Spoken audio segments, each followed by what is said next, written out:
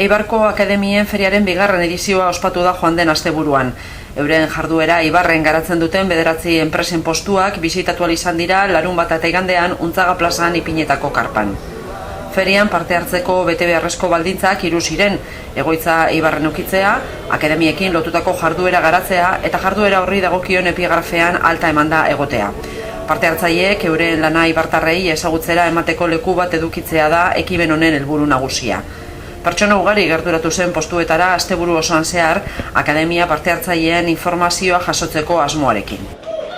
Ekintza ezberdinak planteatzen ditugu bertan, alde batetikan jostailu didaktikoen salmenta, beste aldetikan tailerrak, baita ere hezkuntza munduan sartuta, familiarekin ere umeak bakarrik egiteko, eta azkenik honek festak eta urtebetetzeak ospakizun ezberdinak ere.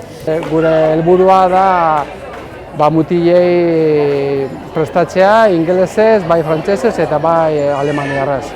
Gero bai aurkezten ditugu umeak Cambridgeko azterketak egitera, bai PET, FIRST eta Advanced, eta gero udako programa bat daukagu, uztailean egiten dugu Summer Camp deitzen dena, 3 urtetik 12teraino programa batzuk, ekitaldi batzuk egiten ditugu.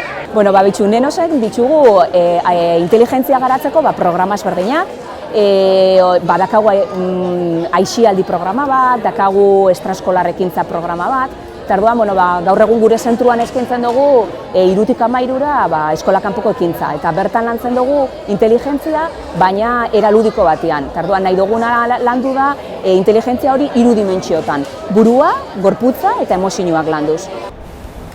Ekimen hau Eibarko Udaleko Garapen Ekonomiko, Enplegu eta Berrikuntza Sailak ekintzailetza sustatzeko bultzatzen dituen ekintzetako bat da.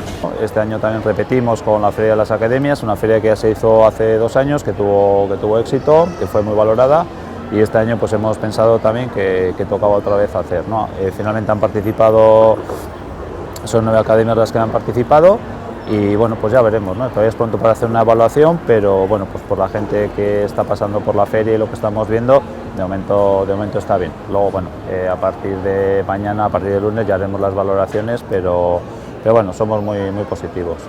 Benetan oso interesgarria, egisa da, holan herri mailan jende askok igual ondiokan ez gaitxu ezagutzen, orduan aukera politxa da, jendea gure gana gerturatzeko eta gure eskaintza ezagutzeko. Nik uste dugu guretzat oso ondo dena.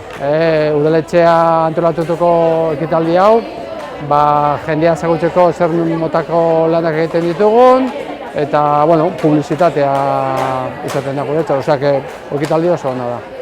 Oso ona, azkenean eskaparati bat da, guretako udaletzien eskerminak emon, eta danontzako jakiteko, nun gauzen, eta ekintza gora.